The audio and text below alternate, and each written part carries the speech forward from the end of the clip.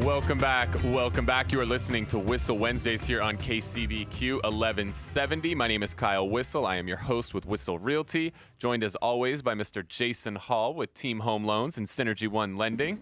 Before the break, we were talking a little bit with Dave Moore with Farmers Insurance. Just awesome stuff, Dave. It really, Yeah, man, thanks. You really dropped some serious knowledge. Again, if you want to connect with Dave over at Farmers Insurance, shoot us a text, give us a call, 619-663-7355, 619-663-7355. We will get you connected with Dave, and he can really sit down with you and build that plan for you, your family, and all of your insurance needs.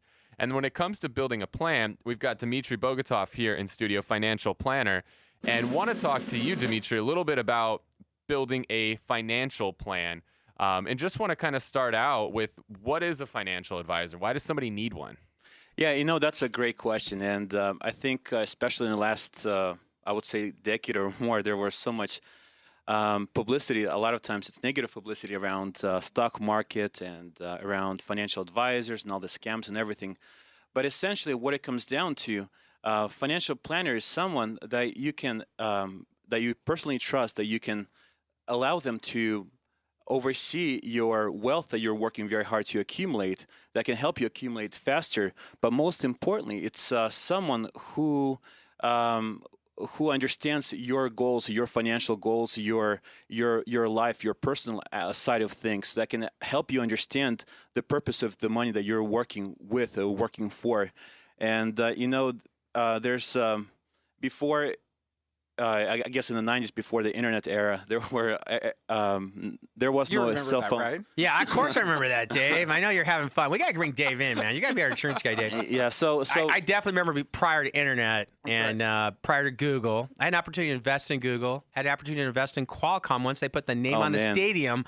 If I would have done one of those two things and listened to my wife, I'd be, billionaire, but... You even invested in Ford when they first started. Oh, yeah, that was good, man. When they rolled out with that, what was that thing called? The first assembly line, right? Model T. Sorry, you're listening to KCBQ 1170 AM. We've got our financial planner, Dmitry, in, giving some great advice. So go ahead, Dmitry. Sorry. Yeah, so basically before you relied on financial advisors to turn to and say, hey, what's a good stock to buy? What's a good investment to invest for the long term? Or because internet wasn't available, social media wasn't available, you had to go to the newspaper to see what's going on in the world to buy. And today, in such a robust, very fast-paced world where basically you can verify anything that somebody tells you in a matter of seconds, just pulling out your smartphone and checking. And so I think the role of a financial advisor has become a little bit more, I guess, to a different level. Someone who's more involved in every stage of someone's life, helping them understand, okay, this is what you're doing today. But most importantly is based on things that you're doing today, and you want to retire, say, age 60. In today's dollars, what are your expectations to make or to live on after tax? And so financial advisor is someone who can come in and not necessarily tell you where to invest, because investing or performance is only a small portion or small part of the financial planning. And you don't know what's going to happen tomorrow, right? Exactly. And so that's a big thing, because the market can only do three things, right? It can go up, it can go down, or it can be flat. I say that all the time, right? 2 out of 3, we win, right? That's good. That's right. And so what it comes down to is when you choose your plan, you want to make sure that the investments that you hold in your portfolio that help you get to your financial plan, those investments, they are within your risk comforts. Because all these horror stories that you hear nowadays are around individuals that maybe bought something that's more aggressive or more volatile, or bad quality investments, because the whole investment world is really broken down to two types of investments. You either lend your money to someone or you buy something.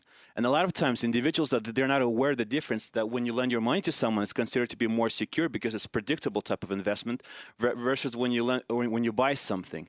And then within the ownership side and then within the lending or debt side, there are different types of metric systems to evaluate quality and the risk of those investments. And so what you want to understand is what do you own? And then if the market goes up or goes down or stays flat, what are the reasonable expectations that your portfolio will do?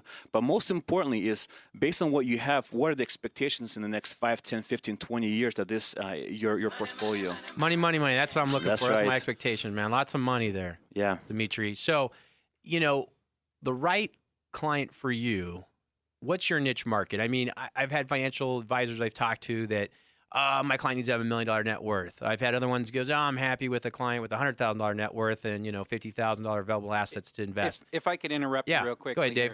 That was one of the things that I just thought was amazing about Dmitry. I refer clients to him that have $2 million in assets. I refer clients to him that have no assets. The thing is with Dmitry is that he will work with anyone and help them achieve a financial plan. I've worked with advisors before that they're just about chasing the dollar. Right. And they're very transactional, most of the people in the marketplace. Absolutely. So Dave, we're almost broken even here. So but I can tell you, aside from, he manages myself personally. Nice. He manages several of my clients. The one thing I like to do, being a child from the 80s, is try to get him to quote Rocky IV. Oh, you Drago. like that, huh? Drago. Go ahead and give us a quote. I must break you. I must break you. Oh, my goodness. That sounds awesome, man. I love that. So now he's going to have to deal with that for the next 20 or 30 years of his life. It's all right. I don't mind. The accent is not a show. It's a real thing. It's and interesting. he really will break you. Yeah, Yes, he actually 6'3" and like 2 something. careful He's what going you to break say. you in He half. can I can actually. tell. 280, yeah. Yeah. So, no, it's really important, Dave. Thank you very much for that endorsement because I really appreciate that. Now, I think what it comes down to a lot of times that somebody needs to understand is working with somebody that you can not only trust, that they know that they have your best interests at heart, but also someone, I think that's important, that is not really, like you said, money driven. Having some kind of I guess medium or the minimum. I guess when somebody's business grows significantly, then they start setting those minimums. And then the problem with that is that someone who is on the bottom end of the book, because of how much assets they have, they become less attractive, and so those individuals are putting less attention and emphasis on those individuals. So you're very open to sit down with pretty much any client, right? Anybody that has a goal that wants to, looking for some advice, that's what you're looking for? Am I hearing that right, Dmitry? Exactly, yes. So right. Anyone, because there's a lot of people that, first of all, they just need to understand where they stand today. And I'm sure you have some success stories to share, possibly. Maybe on top of your mind that you've helped clients who, I know in my industry, we help a lot of people with credit and be able to purchase their first home, and that's pretty rewarding. Do you have clients that maybe, had just a little bit of money, and now after 5+ years or some actual goal planning, are now really happy with their return in their investments? Of course, several. So no last names, but John Doe, Jane Doe. So give us a quick example. So one client or family, actually, they're in their mid 30s. They have 2 small kids. Came over and. How about 2 small pigs in their 30s? Everybody knows Kyle. Let's not talk about Kyle here. Yeah, go ahead. Sorry. So making moderate income, but a lot of debt. And so they were paying a lot of money in taxes, and just so looking at their situation, analyzing, as a whole, and helping understand, by making little tweaks, little marginal differences, they can free up a little bit of cash and start using that money to build up their rainy day bucket, emergency funds, which is very, very important to have. And so once they were able to achieve that, they felt so encouraged and so happy that they started, and then the market took off. It's done very well, and so those investments have done very well for them. And so they're in a lot better position now. I'm pretty excited. A lot better position, and now they see that they can actually retire within a matter of 25, 30 years. Yeah. So that's possible. So they're trying to hit that goal of 55 to 60. That's been one of my goals always, guys, is at 55 age, I'd really like to be, pretty much semi-retired. I think I'm always going to have investments. And one thing working with Kyle that I've learned, it's great to own real estate and have that asset. And, I have a mortgage office. He has a real estate office, and we love running that. And I think no matter what, I'll have some hand in that. I just won't be working, the last 30 days in a row. Since I came back from Vegas, the Mountain West tournament on March 13th, I have not taken a day off. I even worked on Easter Sunday. So, that's why it's good to have a plan, make it happen, get it done. Exactly. and get to that goal. So that's something you guys do. So that's Definitely. awesome. Dimitri, I got a question here from Edward, and he wants to know how often should somebody reanalyze their portfolio? Excellent question. So, at least once a year, just to make sure, especially right now, we've had a very great last couple of years where the market has done phenomenal, very modest shifts within the day. So, corrections were very, basically in the last couple of years, the market has been smoothly going up. And so, especially right now, there's a lot of things going around the world. Especially now, it's very important to go in and to see that if the market corrects, what are the reasonable expectations that how your portfolio will react.